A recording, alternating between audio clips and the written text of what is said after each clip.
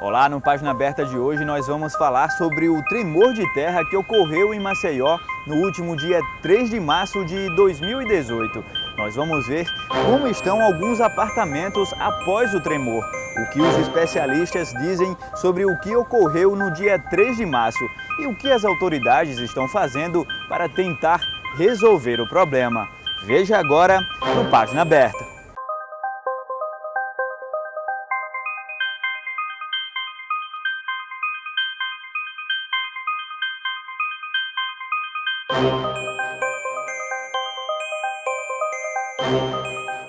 Maceió, 3 de março de 2018, 2h30 da tarde.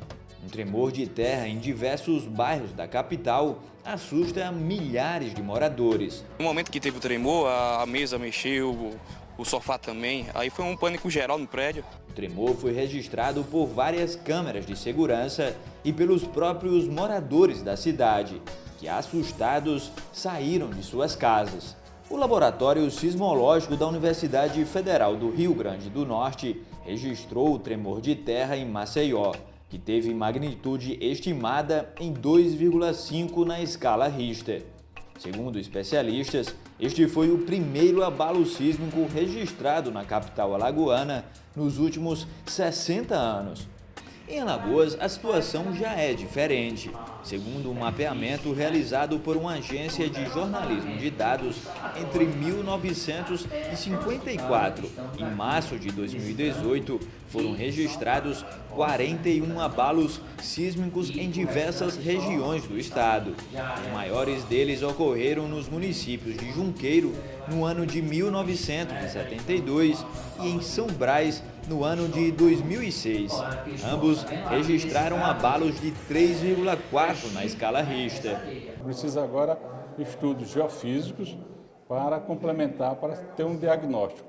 E a partir desse diagnóstico, implementar mais normas de segurança, mais medidas que sejam adotadas pela prefeitura com relação aos pontos, as construções tenham um reforço mais nas suas fundações, de forma que abalos que venham surgir, porventura, dessa magnitude, não venha causar danos nem assustar tanta população. No mundo todo convive com isso. Repetindo, abalos desse tipo que ocorrem no mundo 1000 por dia. O bairro do Pinheiro foi o mais atingido pelo fenômeno. Na rua Joaquim Gouveia de Albuquerque, 2 grandes buracos foram abertos após o tremor. Este aqui tem mais de 4 metros de profundidade. A Cláudia Mendes é moradora da região há 28 anos. Ela, os pais e o irmão moravam em 2 apartamentos no condomínio Divaldo Soroagi, um dos mais atingidos pelo tremor. Eles deixaram os apartamentos desde o dia 3 de março. Ela abriu os imóveis para nos mostrar os danos. E olhe, a situação é gravíssima. Há rachaduras em quase todos os cômodos. Cláudia faz uma revelação. Segundo ela, o problema iniciou antes mesmo do dia em que houve o tremor. As primeiras rachaduras nos imóveis foram percebidas no dia 15 de fevereiro de 2018, 16 dias antes do tremor do dia 3 de março. A Defesa Civil esteve aqui, olhou, avaliou e disse que ia nos dar uma resposta posteriormente. Passado isso, no dia 3 de março, pós-chuva de novo, que teve pela manhã, foi umas 2 horas de chuva muito intensa, a gente novamente, aí eu ouvi essa hora, eu ouvi os estralos, realmente é como se fosse madeira quebrando. Mas aí foi quando a gente observou que tinha mais rachaduras, apareceram novas. Aí de imediato a gente já disse, então a gente não vai ficar aqui hoje, vamos dormir na casa de alguém e vamos sair. Porque estava muita chuva mesmo, isso era 8h30 da manhã mais ou menos. Deixei meus pais lá no apartamento.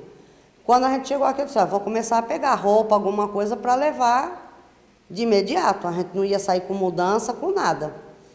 Aí foi na hora que deu o tal do tremor. Eu particularmente não senti, mas quem estava dentro do apartamento sentiu como se ele tivesse dado uma balançada. Pronto. Aí meu irmão já se apavorou, foi atrás de caminhão e a gente saiu no mesmo dia. Os fatos relatados por Cláudia podem revelar que o problema de fato não iniciou no dia 3 de março.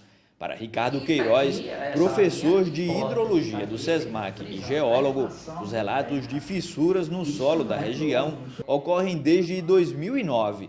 Para ele, as fissuras surgiram a partir de uma falha geológica na região. Uma falha de direção preferencialmente norte e sul e que ocorre numa extensão de aproximadamente 2, 3 quilômetros, mais ou menos do sanatório até ali por trás do CEPA. O geólogo levanta uma hipótese do que ocorreu no dia 3 de março. Segundo ele, parte do solo da região entrou em colapso.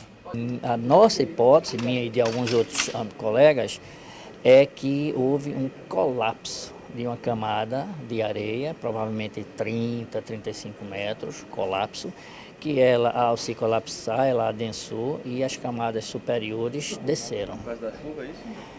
As chuvas podem ter interferido, como? Não essa de agora, mas de várias, do final do ano passado para hoje.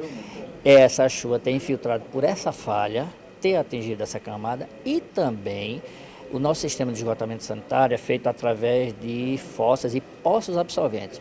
Esses poços absorventes normalmente vão até uma profundidade de 30 metros, 35 metros, exatamente onde possa estar absorvendo uma areia. Uma areia seca que absorve o esgoto líquido. E esse esgoto líquido, junto com a água de chuva, pode ter sido o causador do colapso.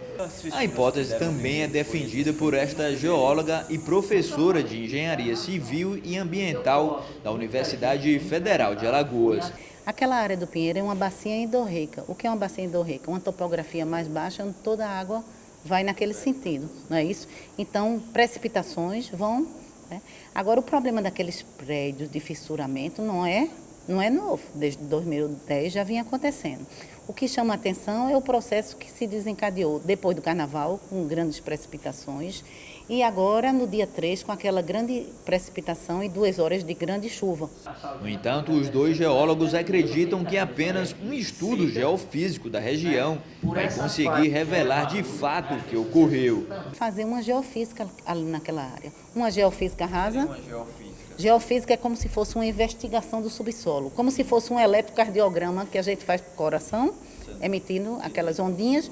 Você emite ondas no subsolo, bem numa linguagem mais acessível, e essas propagação de ondas vão me dar como estão as camadas lá embaixo.